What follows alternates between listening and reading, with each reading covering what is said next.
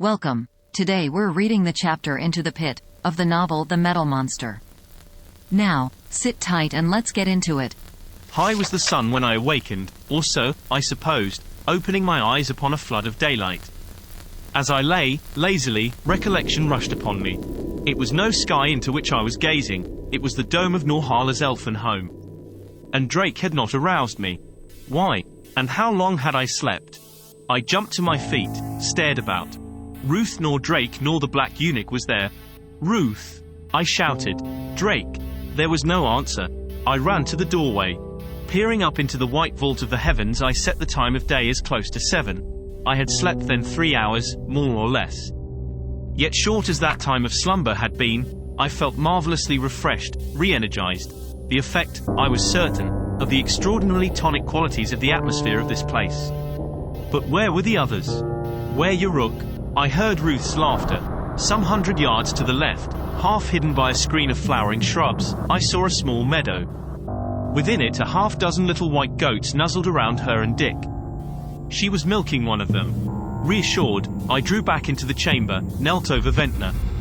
His condition was unchanged. My gaze fell upon the pool that had been Norhala's bath. Longingly I looked at it. Then, satisfying myself that the milking process was not finished, slipped off my clothes and splashed about. I had just time to get back in my clothes when through the doorway came the pair, each carrying a porcelain pannikin full of milk. There was no shadow of fear or horror on her face. It was the old Ruth who stood before me, nor was there effort in the smile she gave me. She had been washed clean in the waters of sleep. "Don't worry, Walter," she said. "I know what you're thinking.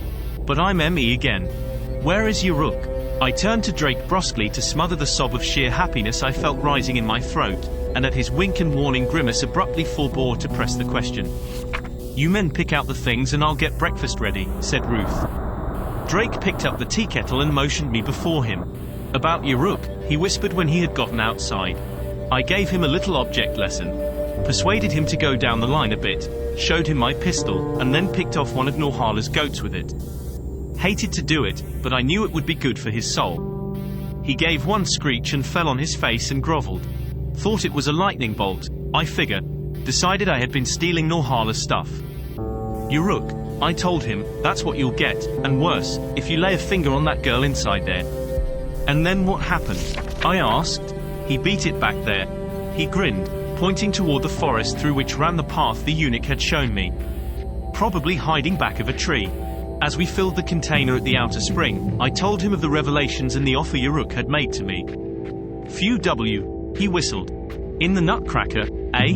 Trouble behind us and trouble in front of us." "When do we start?" he asked, as we turned back. "Right after we've eaten," I answered. "There's no use putting it off. How do you feel about it?" "Frankly, like the chief guest at a lynching party," he said.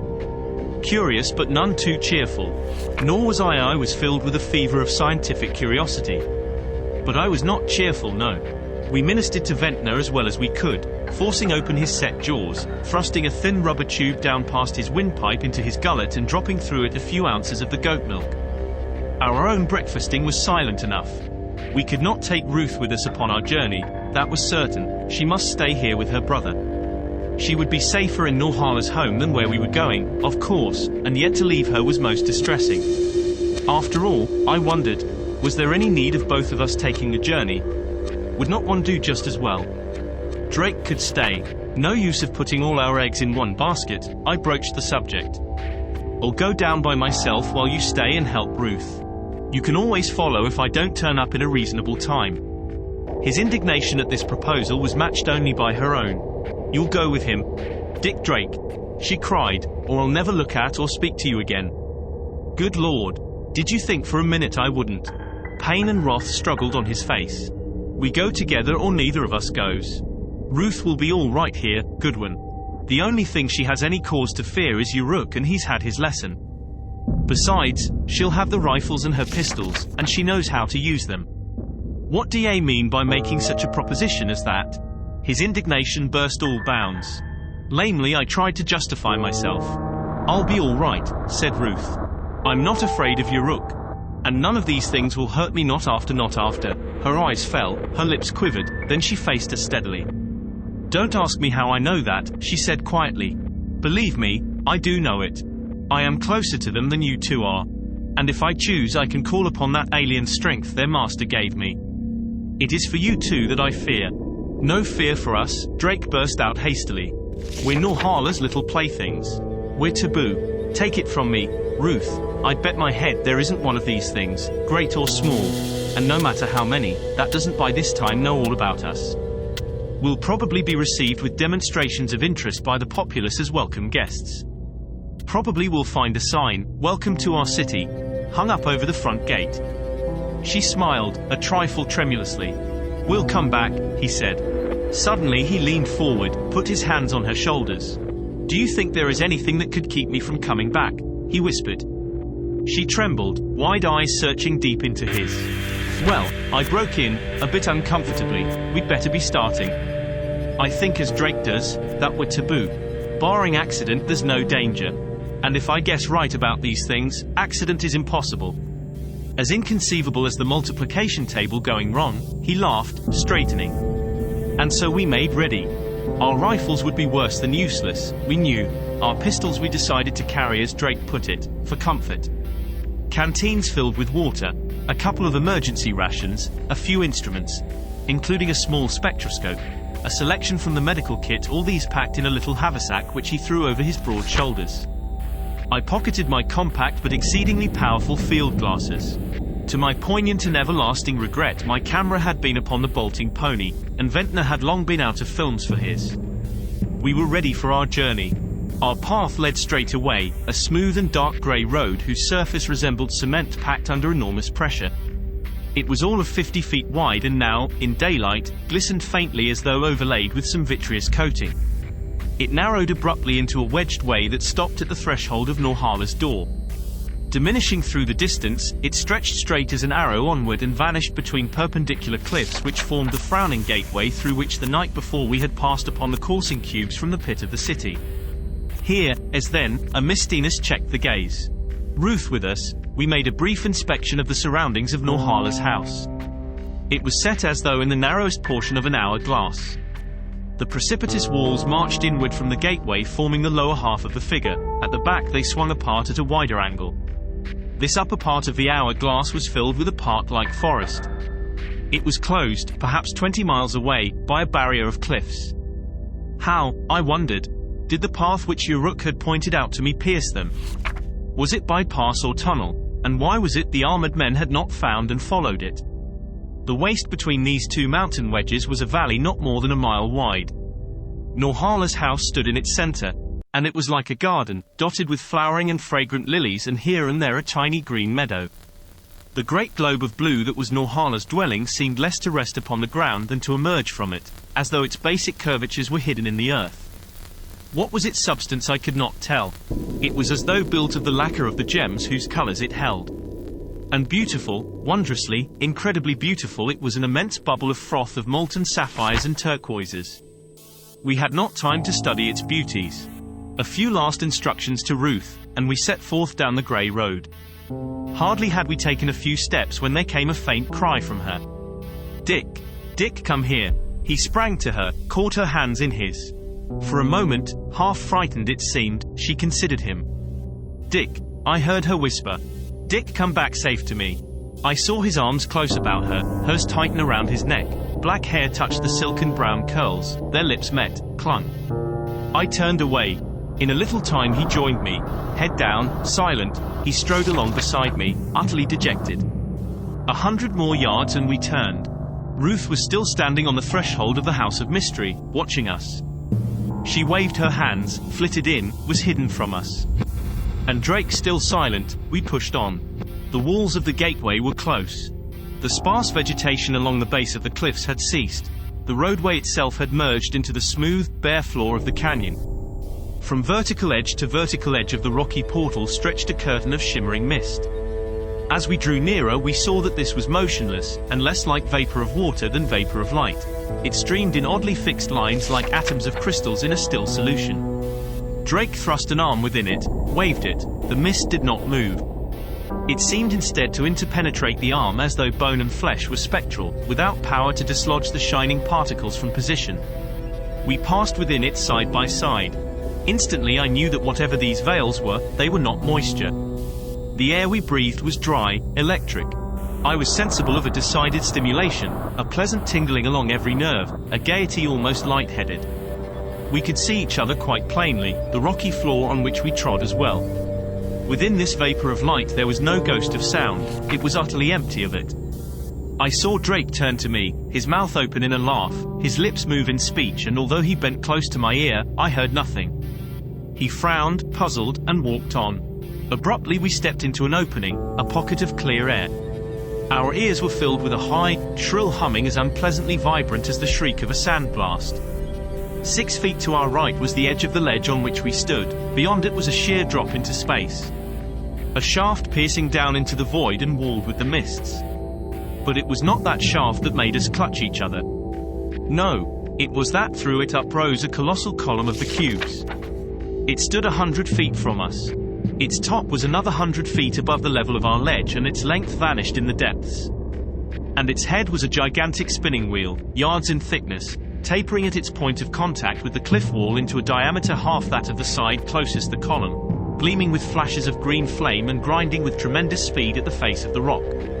Over it, attached to the cliff, was a great viscid hood of some pale yellow metal, and it was this shelter that, cutting off the vaporous light like an enormous umbrella, made the pocket of clarity in which we stood, the shaft up which sprang the pillar.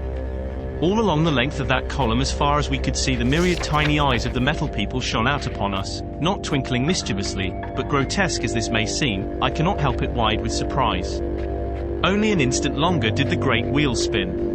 I saw the screaming rock melting beneath it, dropping like lava. Then, as though it had received some message, abruptly its motion now ceased. It tilted, looked down upon us. I noted that its grinding surface was studded thickly with the smaller pyramids, and that the tips of these were each capped with what seemed to be faceted gems gleaming with the same pale yellow radiance as the shrine of the cones. The column was bending, the wheel approaching. Drake seized me by the arm, drew me swiftly back into the mists. We were shrouded in their silencers. Step by step we went on, peering for the edge of the shelf, feeling in fancy that prodigious wheeled face stealing upon us, afraid to look behind lest in looking we might step too close to the unseen verge. Yard after yard we slowly covered. Suddenly the vapors thinned, we passed out of them. A chaos of sound beat about us. The clanging of a million anvils, the clamor of a million forges, the crashing of 100 years of thunder, the roarings of 1,000 hurricanes. The prodigious bellowings of the pit beating against us now as they had when we had flown down the long ramp into the depths of the sea of light. Instinct with unthinkable power was that clamor, the very voice of force. Stunned, nay blinded, by it, we covered ears and eyes. As before, the clangor died, leaving in its wake a bewildered silence. Then that silence began to throb with a vast humming, and through that humming rang a murmur as that of a river of diamonds. We opened our eyes, felt awe grip our throats as though a hand had clutched them. Difficult almost beyond thought is it for me now to essay to draw in words the scene before us then. For although I can set down what it was we saw, I nor any man can transmute into phrases its essence, its spirit, the intangible wonder that was its synthesis, the appallingly beautiful, soul-shaking strangeness of it, its grandeur, its fantasy, and its alien terror. The domain of the metal monster, it was filled like a chalice with its will, was the visible expression of that will. We stood at the very rim of a wide ledge. We looked down into an immense pit, shaped into a perfect oval, 30 miles in length I judged, and half that as wide, and rimmed with colossal precipices. We were at the upper end of this deep valley and on the tip of its axis. I mean that it stretched longitudinally before us along the line of greatest length. 500 feet below was the pit's floor. Gone were the clouds of light that had obscured it the night before, the air crystal clear, every detail standing out with stereoscopic sharpness. First, the eyes rested upon a broad band of fluorescent amethyst, ringing the entire rocky wall.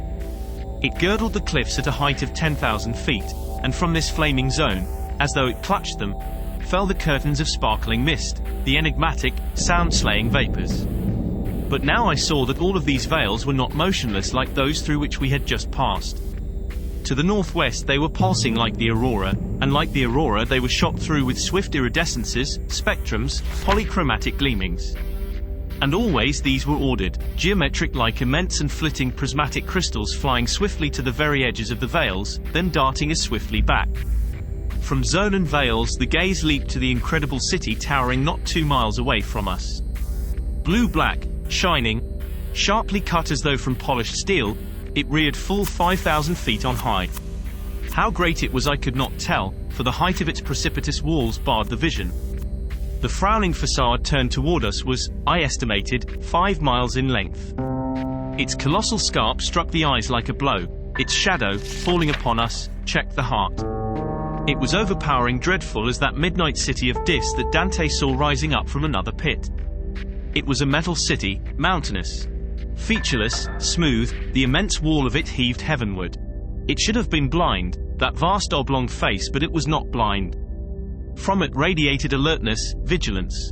It seemed to gaze toward us as though every foot were manned with sentinels, guardians invisible to the eyes whose concentration of watchfulness was caught by some subtle hidden sense higher than sight. It was a metal city, mountainous and aware. About its base were huge openings. Through and around these portals swirled hordes of the metal people, in units and in combinations, coming and going, streaming in and out, forming as they came and went patterns about the openings like the fretted spume of great breakers surging into, retreating from, ocean-bitten gaps in some iron-bound coast. From the immensity of the city the eyes dropped back to the pit in which it lay.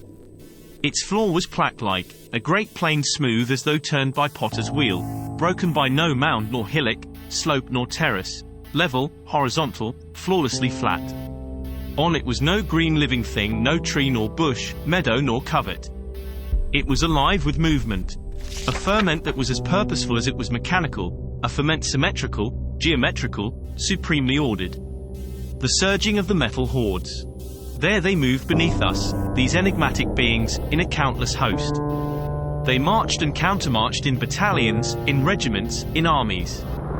Far to the south I glimpsed a company of colossal shapes like mobile, castellated and pyramidal mounts.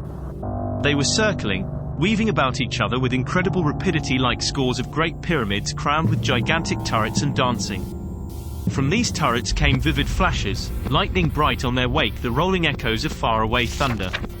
Out of the north sped a squadron of obelisks from whose tops flamed and flared the immense spinning wheels, appearing at this distance like fiery whirling discs.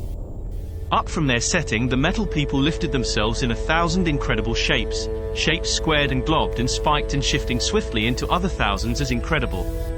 I saw a mass of them draw themselves up into the likeness of a 10th skyscraper high, hang so for an instant, then writhe into a monstrous chimera of a dozen towering legs that strode away like a gigantic headless and bodiless tarantula in steps 200 feet long. I watched mile-long lines of them shape and reshape into circles, into interlaced lozenges and pentagons, then lift in great columns and shoot through the air in unimaginable barrage. Through all this incessant movement I sensed plainly purpose, knew that it was definite activity toward a definite end, caught the clear suggestion of drill, of maneuver.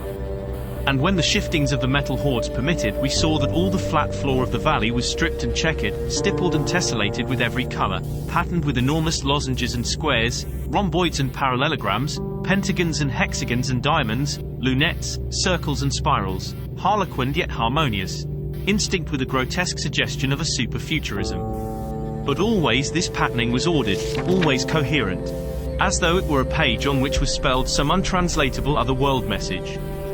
Fourth-dimensional revelations by some Euclidean deity, commandments traced by some mathematical god. Looping across the veil, emerging from the sparkling folds of the southernmost curtainings and vanishing into the gleaming veils of the easternmost, ran a broad ribbon of pale green jade, not straightly but with manifold convolutions and flourishes. It was like a sentence in Arabic. It was margined with sapphire blue. All along its twisting course 2 broad bands of jet margined the cerulean shore. It was spanned by scores of flashing crystal arches. Nor were these bridges, even from that distance I knew they were no bridges. From them came the crystalline murmurings. Jade? This stream jade? If so, then it must be in truth molten, for I caught its swift and polished rushing. It was no jade. It was in truth a river running like a writing across a patterned plain. I looked upward up to the circling peaks. They were a stupendous coronet thrusting miles deep into the dazzling sky. I raised my glasses, swept them. In color they were an immense and variegated flower with countless multiform petals of stone. In outline they were a ring of fortresses built by fantastic unknown gods. Up they thrust, domed and arched, spurred and horned, pyramided, fanged and needled. Here were palisades of burning orange with barbicans of incandescent bronze, their aiguilles of azure rising from bastions of cinnabar red, turrets of royal purple, obelisks of indigo, titanic forts whose walls were splashed with vermilion, with citron yellows and with rust of rubies, watchtowers of flaming scarlet. Scattered among them were the flashing emeralds of the glaciers and the immense pallid baroques of the snowfields. Like a diadem the summits ringed the pit. Below them ran the ring of flashing amethyst with its aural mists. Between them lay the vast and patterned flat covered with still symbol and inexplicable movement. Under their summits brooded the blue-black, metallic mass of the seeing city. Within circling walls, over plain and from the city hovered a cosmic spirit not to be understood by man. Like an emanation of stars and space, it was yet gem-fine and gem-hard, crystalline and metallic, lapidescent and conscious. Down from the ledge where we stood fell a steep ramp, similar to that by which, in the darkness, we had descended. It dropped at an angle of at least 45 degrees, its surface was smooth and polished. Through the mists at our back stole a shining block. It paused, seemed to perk itself, spun so that in turn each of its 6 faces took us in. I felt myself lifted upon it by multitudes of little invisible hands, saw Drake whirling up beside me. I moved toward him through the force that held us. A block swept away from the ledge, swayed for a moment. Under us, as though we were floating in air, the pit lay stretched. There was a rapid readjustment, a shifting of our 2 selves upon another surface. I looked down upon a tremendous, slender pillar of the cubes, dropping below, 500 feet to the valley's floor, a column of which the block that held us was the top. Gone was the whirling wheel that had crowned it, but I knew this for the grinding thing from which we had fled. The questing block had been its scout. As though curious to know more of us, the shape had sought us out through the mists, its messenger had caught us, delivered us to it. The pillar leaned over, bent like that shining pillar that had bridged for us, at Norhala's commands, the abyss. The floor of the valley arose to meet us. Further and further leaned the pillar. Again there was a rapid shifting of us to another surface of the crowning cube. Fast now swept up toward us the valley floor. A dizziness clouded my sight. There was a little shock, a rolling over the thing that had held us. We stood upon the floor of the pit, and breaking from the immense and prostrate shaft on whose top we had ridden downward came score upon score of the cubes. They broke from it, disintegrating it, circled about us, curiously, interestedly, twinkling at us from their deep sparkling points of eyes. Helplessly we gazed at those who circled around us. Then suddenly I felt myself lifted once more, was tossed to the surface of the nearest block. Upon it I spun while the tiny eyes searched me. Then like a human ball it tossed me to another. I caught a glimpse of Drake's tall figure drifting through the air. The play became more rapid, breathtaking. It was play, I recognized that. But it was perilous play for us. I felt myself as fragile as a doll of glass in the hands of careless children. I was tossed to a waiting cube. On the ground, not 10 feet from me, was Drake, swaying dizzily. Suddenly the cube that held me tightened its grip, tightened it so that it drew me irresistibly flat down upon its surface. Before I dropped, Drake's body leaped toward me as though drawn by a lasso. He fell at my side.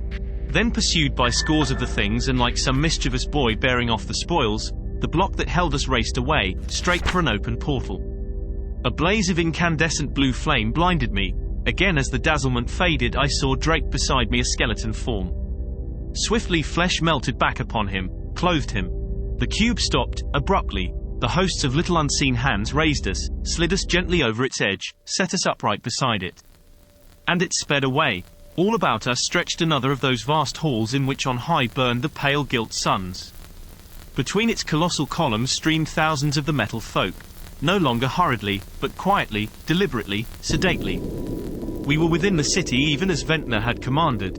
Did you enjoy today's chapter of The Metal Monster? Why not subscribe and ring the bell?